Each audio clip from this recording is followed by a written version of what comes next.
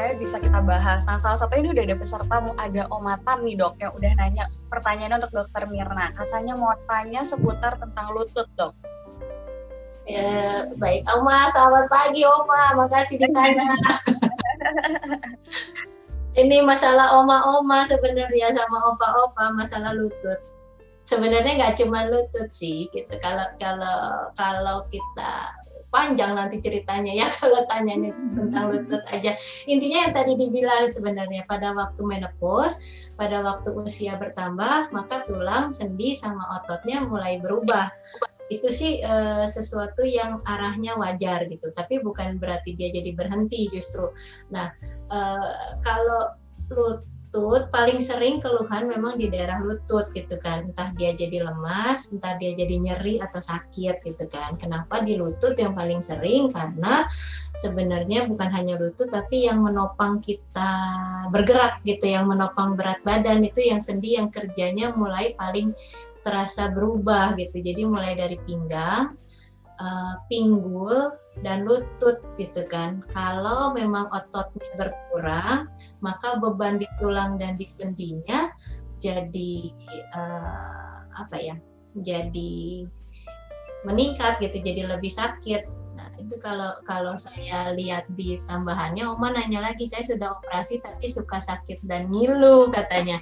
Nah, itu yang tadi saya bilang Oma, karena memang kalau kita operasi atau kita tindakan gitu kan, itu kan kita memperbaiki tulangnya gitu ya. Kita memperbaiki tulangnya. Kita mengganti tulangnya gitu kalau kita asumsikan ke sana. Tapi tetap tidak terlepas dari bagian lainnya tadi, sendinya, ototnya, sehingga ototnya kan nggak mungkin kita ganti, gitu ya. Sedangkan ototnya itu terpengaruh dengan menopause, terpengaruh dengan hormonal, bahwa massa ototnya berkurang, gitu kan, sehingga perlu dilatih ototnya, disesuaikan dengan keadaan yang sekarang, dikasih asupan gitu ototnya gitu kan, dikasih latihan supaya dia bisa kembali bergerak gitu, disesuaikan gerakannya gitu loh, supaya dia berkurang gitu. Kemudian juga perlu yang tadi dibilang asesmen dari atau penilaian dari bagian lainnya gitu loh. Karena ada penyakit-penyakit atau gangguan metabolik, misalnya diabetes gitu kan, yang juga akan mempengaruhi rasa nyerinya gitu. Arahnya ke sana. Ya. Mungkin. Tapi kalau misalnya sakit-sakit tangan, mungkin perlu konsultasi dulu nih sama dokter Mirna. Apakah ada penyebab lain dari sakit tangannya atau memang karena kondisi menopause-nya? Gitu ya dokter Mirna. Iya betul sih. Tadi yang dokter Diana bilang juga sebenarnya istilah jadi gini, menopause-nya sendiri kan kalau saya nggak salah ngerti 1 tahun setelah haid berhenti gitu kan. Jadi kalau dia Agustus ke Agustus kan belum, tapi ada yang dibilang kalau di saya kadang-kadang ngasih taunya menjelang atau sekitar menopause, atau tadi istilahnya klimakterik atau istilahnya perimenopause, atau sekitar ukuran menopause gitu. Sebelum dan sesudah menopause itu perubahannya sudah mulai. Maksudnya kita nggak bilang perubahan yang lain, tapi perubahan di muskuloskeletalnya, di ototnya, di sendinya, di di tulangnya itu sudah mulai berubah, sehingga sudah mulai terasa badannya gitu. Kadang-kadang keluhannya kalau di sendi itu, kalau yang post menopause atau yang bukan hanya post menopause, bertambahnya usia lah, terutama pada post menopause itu mulai berasa bahwa sakitnya pindah-pindah. Nah ini datang lutut, besoknya sakit pinggang, habis itu sakit pinggulnya, habis itu beres ke pergelangan tangan, habis tangannya diberesin, bahu kirinya, terus jadi poliarteralgia, jadi di banyak sendi dan nggak selalu di satu tempat, dan rasanya seperti berpindah-pindah gitu, sehingga keluhannya aktivitasnya akan menjadi sangat terganggu gitu. Yang tadinya sebelum menopause sangat aktif, setelah menopause dia jadi merasa sakitnya banyak, gerakannya terganggu, sehingga gerakannya dan aktivitasnya berkurang. Sedangkan sebenarnya gerakan itu juga diperlukan untuk mencegah itu. Jadi makin lama makin parah gitu rasanya. gitu, karena memang nggak boleh berhenti gitu gerakannya. Aktivitasnya sebenarnya tidak disarankan untuk berhenti, tapi disesuaikan gitu. Maksudnya harus ada gerakan ototnya, semua sendinya harus bergerak, aktivitas keluar rumah harus tetap ada gitu. Jadi bukan berarti begitu dia merasa tidak enak, dia sakit, dia hentikan gerakannya. Nah itu malah makin parah gitu nantinya gitu. Ya, jadi kayak misalnya kalau contoh sederhana tadi yang misalnya pergelangan tangan gitu kan, memang harus dicek nih pergelangan tangannya ada masalah lainkah dari bentuknya, dari anatominya, atau dari sendinya, atau memang dia harus disesuaikan gerakan pergelangan tangannya gitu loh. Tapi dia harus bergerak, bukan berarti si tangan ini jadi nggak boleh dipakai gitu, tapi dia harus bergerak, gerakannya harus disesuaikan gitu ya. Dok, dari tadi kan Dokter Diana, Dokter Femi, dan juga Dokter Mira tuh bahas-bahas mengenai aktivitas olahraga. Sebenarnya ada saran nggak sih dok, aktivitas apa yang boleh atau disarankan? Kemudian olahraga-olahraga apa aja yang misalnya justru itu bagus untuk dilakukan dok? Saya mulai dulu kali ya, nanti saya lempar juga ke Dokter Femi. Siap-siap Dokter Femi, saya mau lempar nanti. Kalau olahraga itu ya sebenarnya gini, olahraga jelas akan ada perbedaan antara yang usia di atas 50, post menopause, atau lansia sekalipun dengan yang lebih muda. Jelas ada perbedaan. Yang disarankan untuk usia di atas 50 atau post menopause atau menjelang usia ke lebih lanjut dari itu, sebenarnya ada olahraga yang aerobik. Nanti dioper ke Dokter Femi nyampainya yang kayak apa aerobik itu dan kenapa harus dilakukan sama buat jantung olahraga yang aerobik.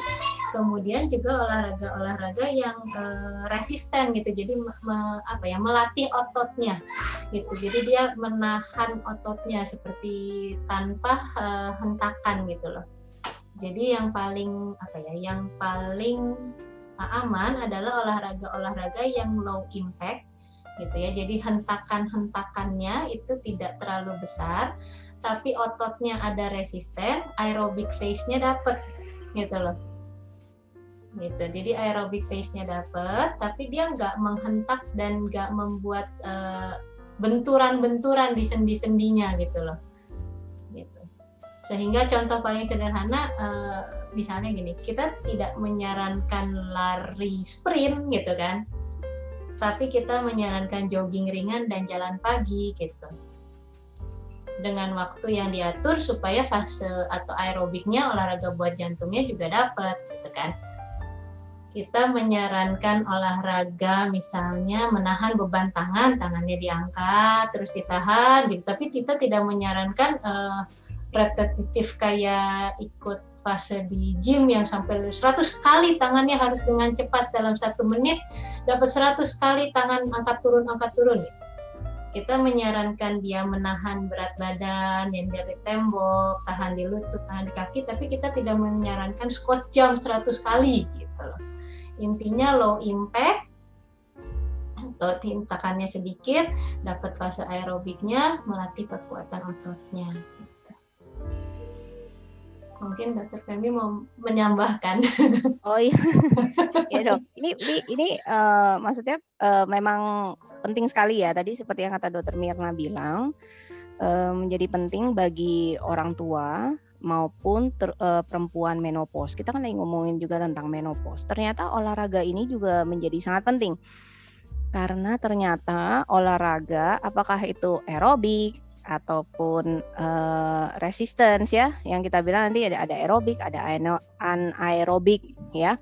Nah itu ternyata juga memperbaiki estrogen, meningkatkan kadar estrogen di dalam darah, sehingga perempuan menopause juga diwajibkan untuk berolahraga. Semakin dia aktif, semakin juga sehat ya. Massa otot menjadi lebih bertambah ya, massa lemak berkurang, yang tadi pada proses penuaan seperti itu juga massa lemaknya menjadi berkurang, massa otot menjadi lebih bertambah, estrogen yang bertambah ya, jadi kesehatan tulang dan otot menjadi lebih baik gitu. Nah seperti yang kata tadi Dokter Mirna bilang, aerobik itu menjadi penting. Aerobiknya yang seperti apa? Aerobik itu kita tujuannya adalah untuk salah satu contohnya adalah untuk meningkatkan nadi ya, nadinya menjadi lebih cepat, intinya begitu. Nah, berapa sih kadar yang disarankan? Yang disarankan itu sekitar kalau untuk usia 60-an tahun ke atas ya sekitar 100 kali per menit itu sudah cukup. Ya nggak perlu terlalu heboh sama seperti orang muda ya, tentunya harus disesuaikan ya. Nah, berapa kali? Disarankannya adalah 3 sampai 5 kali dalam 1 minggu ya. Berarti kalau misalnya Senin, Rabu, Jumat ya, atau Senin, Selasa, Rabu, Kamis, Jumat 5 hari. Nah, nggak perlu juga terlalu heboh. Disarankannya 30 menit memang, minimal 30 menit. Tapi terus kemudian ada yang bilang, "Lah, Dok, saya nggak kuat kalau cuma 30 menit." Oh ya nggak apa-apa, jangan terus kemudian saya kata dokter Femi, dokter Mirna harus sekitar 30 menit sehari. Jadi saya wajibkan untuk hidup diri saya 30 menit sehari. Oh ya nggak perlu juga gitu oma opa ya. Nanti bisa-bisa penyakit yang lain timbul. Datang lagi nanti ke dokter Mirna, lutut saya sakit, saya tidak bisa berjalan. Wah repot juga ya kan. Atau tiba-tiba yang punya serangan jantung jadi berdebar-debar hebat, terus nanti ke dokter jantung nggak repot. Nggak bisa juga begitu. Tapi kita sesuaikan dengan kemampuan. Misalnya hari ini saya cuma bisa 5 menit saja untuk aerobik. Misalnya seperti yang disarankan sama dokter Mirna, saya jalan sekitar 5 sampai 10 menit saya udah cukup capek ini. Oh nggak apa-apa, hari ini 5 sampai 10 menit, 10 menit aja hari ini. Besoknya saya cuma bisa 10 menit juga dok. Oh nggak apa-apa, 10 menit dulu. Yang penting tetap aktif bergerak. Dimulai dari kecil-kecil, sedikit-sedikit tapi konsisten. Nah nanti lama-lama setelah semuanya kesehatan tulangnya membaik, penyakit-penyakit semuanya nanti lebih baik, tubuh mulai beradaptasi, mulai bertambah. Oh, sudah selama 1 minggu nih saya cuma 10 menit. Saya coba 15 menit bisa enggak gitu ya. Oh, ternyata bisa. Ya besoknya lanjutkan 15 menit gitu ya, seperti itu. Nah, hari ini saya cuma bisa seminggu sekali, Dok. Oh ya nggak apa-apa juga gitu. Nanti berikutnya kita coba deh 2 kali seminggu ya. Nah, seperti itu. Nah, terus jangan lupa yang menjadi penting juga adalah jangan cuma jalan doang. Saya jalan dok 1 jam. Saya bisa nih jalan setiap hari 1 jam. Tapi melupakan yang tadi dokter Mirna bilang, menguatkan otot ya, resistensi otot nih misalnya ya. Nih, saya kelihatan nggak nih? Nggak kelihatan nih. Nah, ini ya kan maaf ini saya besar ya, tapi ya nggak apa-apa ya. Jadi ini kan bisa nih. Nah, jadi kita latih juga resistensinya ya. Kekuatan ototnya supaya kalau kekuatan ototnya bertambah, kesehatan tulangnya juga menjadi lebih baik, aktif lebih bergerak. Apa sih gerakan-gerakannya? Dok saya nggak punya barbel. Oh nggak usah pusing, nggak usah perlu beli barbel kok.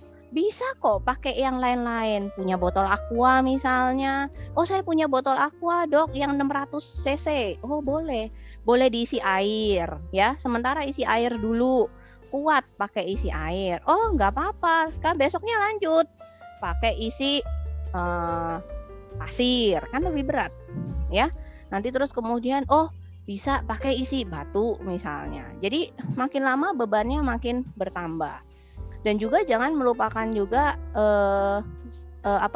stretching ya. Karena itu juga penting untuk relaksasi dari otot. Jadi setelah olahraga aerobik, resisten, kemudian juga stretching. Stretching itu menjadi penting. Karena kalau nggak di stretch, ototnya akan terus bekerja. Nah, kalau ototnya terus bekerja, nyeri akhirnya. Gitu ya. Nah, terus kemudian ada juga nih yang sekali berolahraga itu semua dapat ya. Tadi ngomongin menopause ya, kita agak melupakan bahwa menopause itu kadang-kadang yang tadi yang ditakutkan sama bapak-bapak ya kan, salah satunya adalah gangguan mood, senggol bacok ya kan kata dokter Diana ya kan. Nah, ada juga olahraga yang ternyata harus relaxing gitu ya, misalnya yoga ya, tai chi ya, meditasi. Jadi olahraga yang seperti itu yang disarankan sehingga mindnya juga pikirannya rileks tapi tetap aktif. Nah sehingga pas menopause ini sesuai tema kita, menopause ya gitu.